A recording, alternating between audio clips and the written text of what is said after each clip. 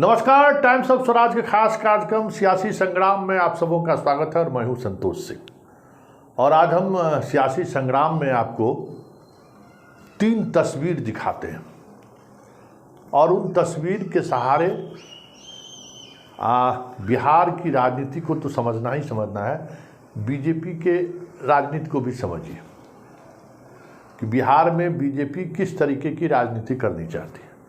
तो जरा पहली तस्वीर देखिए, उपेंद्र कुशवाहा हैं, साथ में अमित शाह हैं। अब दूसरी तस्वीर देखिए, सम्राट चौधरी हैं और साथ में अमित शाह हैं। अब जरा तीसरी तस्वीर देखिए, नागमणि हैं और अमित शाह हैं। ये तीनों तस्वीर में 2 खास बात है। एक खास बात यह है कि देश के गृह मंत्री और मोदी के सिपह सलार जो आजकल बिहार का सुपारी लिए हुए हैं, वो तीनों तस्वीर में मौजूद हैं। और ये तीनों तस्वीर की दूसरी खासियत ये है कि ये तीनों बिहार में कुशवाहा जाति से आते हैं। उपेंद्र कुशवाहा, सम्राट चौधरी और नागमणि। नागमणि के पिताजी यहाँ कुशवाहा के बड़े नेता रहे हैं, जगदेव प्रसाद। चतरा से एक बार वो सांसद भी रहे हैं, बिहार में विधायक भी रहे हैं, मंत्री भी रहे हैं। एक दौर था जब उनकी पत्नी भी नीतीश कैबिनेट में मंत्री हुआ करते थे। वो दौर था लव कुश के जोड़ी का, और काफ़ी दिनों तक वो जोड़ी चली भी, लेकिन बाद में दोनों अलग अलग हो गए। कई घर घूमकर नागमणि जी अब लगता है कि बीजेपी के साथ जाएंगे। लेकिन बड़ा सवाल ये है, और आज सियासी संग्राम में यही समझना है कि बिहार की राजनीति में कुशवाहा या जिसको आप कोड़ी कहते हैं, उसकी राजनीतिक गुंजाइश कितनी है। जो अमित शाह लगातार कुशवाहा पर दाव खेले जा रहे हैं, प्रदेश अध्यक्ष बना दिए, वो भी ऐसे व्यक्ति को बना दिए जिनका राजनीतिक जीवन की अगर बात करें तो सभी घर घूम कर आए हुए हैं। बीजेपी के इतिहास में पहली बार ऐसा हुआ है कि ऐसा व्यक्ति जो कभी संघ के शाखा में नहीं गया, एक ऐसा व्यक्ति जो बीजेपी के प्रदेश कार्यकारिणी में आने से पहले कभी नहीं रहा, कोई संगठन से दूर दूर तक कोई वास्ता नहीं रहा, पूरे संगठन की संरचना कैसे होती है ये भी जिसे पता नहीं हो, उसको आप प्रदेश अध्यक्ष बना दिए। जरूर आपने कुछ सोचा होगा। फिर आप उपेंद्र कुशवाहा को भी ले आए, जो एक अलग तरीके से स्थापित कुशवाहा के नेता हैं। वैसे नीतीश कुमार से वो हमेशा दूर रहे हैं। नीतीश कुमार के साथ कम ही वक्त ऐसा रहा है इनका जब दोनों साथ रहे, राजनीतिक रूप से दूर ही रहे हैं। नागमणि की भी स्थिति यही है कि नीतीश कुमार से ये लगभग दूर ही रहे हैं। कुछ दिनों के लिए साथ रहे, जिनकी पत्नी मंत्री भी रही है यहाँ। तो ऐसे 3 लोगों के साथ अमित शाह का जो ये तस्वीर सामने आया है, आखिर बीजेपी बिहार में चाहती क्या है। और बात अगर कुशवाहा की ही राजनीति की करें तो इसकी आबादी कुर्मी से जरूर ज़्यादा है, लेकिन इतना ज़्यादा नहीं है कि बिहार की राजनीति को ये प्रभावित कर दे। और इतना भी ज़्यादा नहीं है, इन तीनों की भी इतनी हैसियत नहीं है कि नीतीश कुमार से कुशवाहा वोट पूरी तरह से लेके चल दे। आरजेडी के साथ भी कुशवाहा है, नीतीश के साथ भी कुशवाहा है, और इन तीनों चेहरे में ये कैपेसिटी नहीं है कि जहां ये खड़े नहीं हैं वहां दूसरे जगह के कुशवाहा वोटर को बीजेपी की तरफ टर्न ओवर करा दे। ये भी ताकत नहीं है, हर कोई जानते हैं। आप देखिए तो सही, इनकी राजनीतिक हैसियत देखिए। सम्राट चौधरी कितने बार विधायक बने हैं और किस तरीके से चुनाव हारते रहे। चुनावी राजनीति में सम्राट चौधरी का भी परफॉर्मेंस बेहतर नहीं रहा है, मतलब औसत दर्जे का भी नहीं रहा है। यही स्थिति उपेंद्र कुशवाहा का है। बरसों बाद 2014 में ये सांसद बने थे, नहीं तो लगातार ये हार ही रहे थे। एक बार विधायक बने, नेता विपक्ष बने, लेकिन चुनावी राजनीति में ये हारते रहे। इनका भी परफॉर्मेंस उस तरीका का नहीं है। कभी उजियारपुर से लड़ जाते हैं, कभी नया सीट काराकाट बना है वहाँ चले गए, लेकिन हारते रहे हैं। आरजेडी के खेमे में आए 2019 में, वहाँ भी उनको हार मिली। और फिर नागमणि की भी बात कीजिए तो नागमणि इस दौरान कितना चुनाव लड़े, कहाँ कहाँ से चुनाव लड़े, याद करिए तो लोग भूल जाएंगे। तो ये भी अकेले कहीं अपने दम पर ये स्थिति नहीं रहा है कि वो चुनाव जिताते रहे हो या वोट ट्रांसफ़र कर दें। लेकिन चलिए 3 कुशवाहा को आप पार्टी में शामिल किए हैं, मजबूत एक जिम्मेवारी देने की बात कर रहे हैं। लेकिन सवाल ये है कि इस राज्य में कुशवाहा की आबादी कितनी है? 6% करीब। और जो भी सांसद हैं इस समय कुशवाहा जाति के, 3 सांसद, 40 में 3 सांसद हैं इस प्रदेश में। पूर्णिया से संतोष कुशवाहा, जहाँ कुशवाहा का ऐसा वोट नहीं है जो वो चुनाव जीत ले।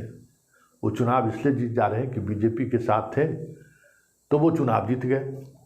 पहली बार जब 2014 में ये विधायक बने थे तो संयोग ऐसा हुआ कि ट्रायंगुलर फाइट हो गया, आरजेडी उम्मीदवार, बीजेपी उम्मीदवार और जदयू उम्मीदवार, उसमें ये चुनाव जीत गए। राजपूत वोट का डिवीज़न हो गया था लेसी सिंह की वजह से, तो उस बार वो जीत गए। पप्पू सिंह से लोग खफा थे, उसका लाभ इनको मिला। दूसरी बार ये एनडीए के साथ थे तो सवर्ण वोट स्वाभाविक तौर पर इनके साथ आ गया, चुनाव जीत गए। तो ये पूर्णिया कुशवाहा का स्वाभाविक सीट नहीं है। इससे पहले संतोष कुशवाहा से पहले कोई भी पूर्णिया में कुशवाहा सांसद नहीं हुआ है। अब दूसरे सीट पर आइए, काराकाट, महाबली सिंह है। हाँ, 2 टर्म से काराकाट को लोगों ने स्थापित कर दिया है कि ये कुशवाहा डोमिनेटेड सीट है। लेकिन सच्चाई यही है कि औरंगाबाद से विधानसभा शिफ्ट होने के बाद यहाँ राजपूत का भी वोट कम नहीं है। और यही वजह है कि काराकाट पर अब राजपूत भी दावेदारी करने लगे। और उपेंद्र कुशवाहा चुनाव भी लड़ के देख चुके हैं कि क्या हश्र उनका हुआ था, क्योंकि एनडीए की वजह से राजपूत वोटरों ने महाबली सिंह के साथ दिया और महाबली सिंह चुनाव जीत गए। और तीसरा सीट वहाँ पे काराकाट में भी ये स्थिति नहीं है कि आप अपने तौर पर एनडीए का सवर्ण वोट आप आएगा तभी आप चुनाव जीत सकते हैं। और तीसरा सीट वाल्मीकि नगर है, जहाँ से बैजनाथ महतो है। वाल्मीकि नगर में कुशवाहा की अच्छी आबादी है और नीतीश कुमार कुशवाहा को वाल्मीकि नगर से जिताते भी रहे पहले भी। 2014 में ये अलग बात है कि अकेले जब लड़े थे तो वाल्मीकि नगर में वो बुरी तरह से हार गए थे। लेकिन तीनों जगह पे जहां आप बात कर रहे हैं राजनीति की, कुशवाहा राजनीति की, जहां 3 सांसद हैं, इसके अलावा बिहार में कहीं भी, सीतामढ़ी में जो सांसद बने थे पिछली बार 2014 में, वो एक्सीडेंटल था। वहाँ भी कुशवाहा का इतना वोट नहीं है कि वहाँ सांसद बन जाए। एनडीए के साथ 2014 में कुछ ऐसा लहर चला मोदी का, गांधी मैदान में ब्लास्ट हुआ था, वहाँ से भी कुशवाहा वो जीत गए थे। दोनों कुशवाहा इनके साथ जीते। बीजेपी की बात करें तो इनके पास कुशवाहा का उस तरीके का कोई कनेक्ट करने वाला नेता कभी भी नहीं रहा। एक सूरज नंदन कुशवाहा रहे जो अब इस दुनिया में नहीं है। सम्राट चौधरी के सहारे ये राजनीति साधने की कोशिश कर रहे हैं। ये सारी चीज़ें हैं। लेकिन इन 3 कुशवाहा के सहारे अगर मान लीजिए ये बीजेपी बिहार की राजनीति करते हैं तो कहाँ से चुनाव लड़ाएंगे? एक तो सम्राट चौधरी को लेकर बातें आ रही हैं कि वो उजियारपुर से चुनाव लड़ सकते हैं और नित्यानंद राय सीट बदलना चाहते हैं तो वो सीतामढ़ी जा सकते हैं। दूसरा सीट अगर हम बात करें तो दूसरा सीट काराकाट, उपेंद्र कुशवाहा स्वाभाविक तौर पर दावेदारी पेश कर सकते हैं। नागमणि को लाए हैं तो नागमणि को जहानाबाद एक ही सीट बचता है, जहानाबाद, जहाँ से वो उसको चुनाव लड़ा सकते हैं। तो अगर 3 सीटों पर अगर आप कुशवाहा की दावेदारी आप देते हैं तो बीजेपी का जो बाकी कम्बिनेशन है उस कम्बिनेशन को वो कैसे साध पाएंगे, बड़ा सवाल है। क्योंकि आज भी इनके पास उस तरीके के अति पिछड़ा समीकरण को साधने को लेकर जो तैयारी होनी चाहिए थी, आज भी इनके पास नहीं है। कई लोकसभा क्षेत्र ऐसे हैं जहां इनके पास उम्मीदवार नहीं है। सुपौल ले लीजिए, मधेपुरा ले लीजिए, झंझारपुर ले लीजिए, जहां इनके उम्मीदवार ही नहीं है।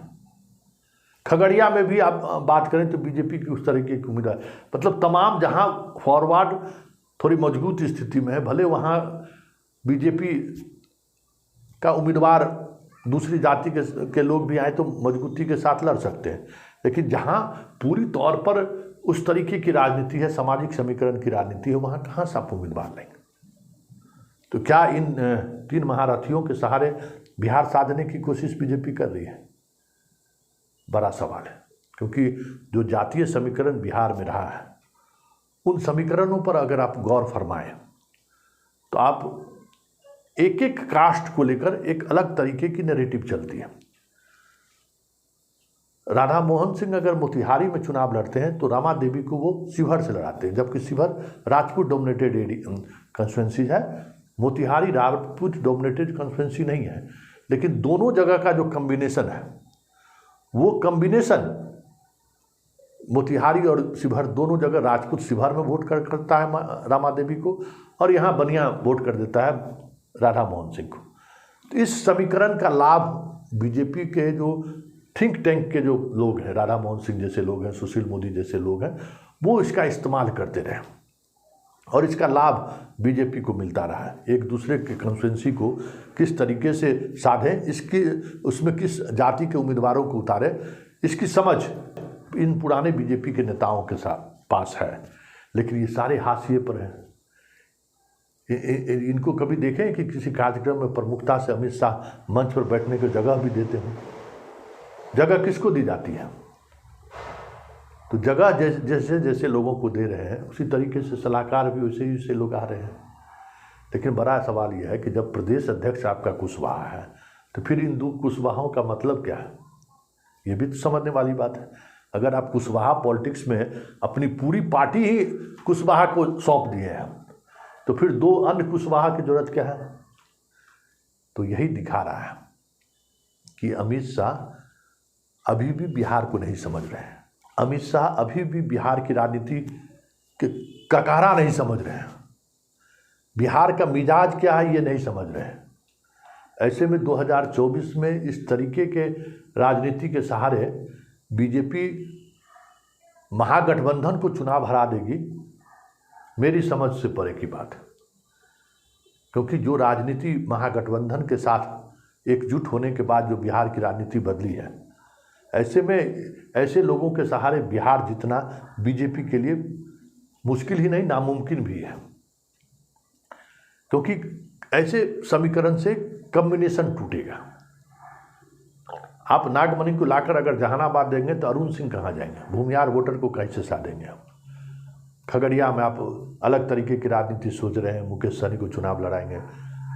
स्वाभाविक तौर पर पूर्णिया में आप कोई सवर्ण उम्मीदवार को आप चाहेंगे कि वो वहाँ से चुनाव लड़े। तो ये जो कम्बिनेशन है, वो कम्बिनेशन आप कैसे स्थापित करेंगे? काराकाट में अगर उपेंद्र कुशवाहा चुनाव लड़ते हैं तो जो पहले आपने जो साधा है, राजनीति साधा है नीतीश के साथ मिलकर, उस राजनीति को आप कैसे 1 to 1 करके साधने? यही बड़ी बात है। क्योंकि बिहार में जब जब नीतीश आपके साथ 2014 की स्थिति को छोड़ दें, उस दौर में जो घटना बिहार में घटी थी उसका प्रभाव था, और नीतीश और लालू दोनों अलग अलग चुनाव लड़ रहे थे। आज वो स्थिति नहीं है। नीतीश, लालू, वामपंथी, कांग्रेस सभी एक जगह है, और स्वाभाविक तौर पे लगभग 40% वोट बैंक के ये लोग मालिक हैं। तो कैसे बीजेपी पार पाएगी, ये बड़ा सवाल है। और इस तरीके की राजनीति, भाई यहाँ आप बिहार में सांकेतिक राजनीति नहीं कर सकते हैं। अब जीतन राम मांझी को आप ले लिए, मुकेश सहनी को लेने की बात कर रहे हैं, तो इसके सहारे आप बहुत बड़े स्तर पर कोई नैरेटिव सेट नहीं कर सकते, क्योंकि हर किसी के अपने अपने राजनीतिक फील्ड हैं जहां वो प्रभावी आपको दिखते हैं। लेकिन उसके सहारे पूरे बिहार की राजनीति को आप साधने लगेंगे तो फिर बहुत मुश्किल होगा। लेकिन चलिए, बीजेपी है, मोदी है, तो मुमकिन है। इन्हीं सवालों के सहारे चीज़ों को समझिए। लेकिन इतना तय है कि 2024 को लेकर बीजेपी जो बिसात बिछा रही है, और इस बिसात बिछाने के चक्कर में जो इस तरीके की राजनीति वो कर रहे हैं, उसका नुकसान बीजेपी को हो तो कोई बड़ी बात नहीं होगी। क्योंकि चीज़ें कुछ उसी दिशा में बढ़ रही है कि अमित शाह अभी भी बिहार की उस ज़मीनी हकीकत को नहीं समझ रहे हैं जिस हकीकत के सहारे बीजेपी यहाँ राजनीति करती आई है।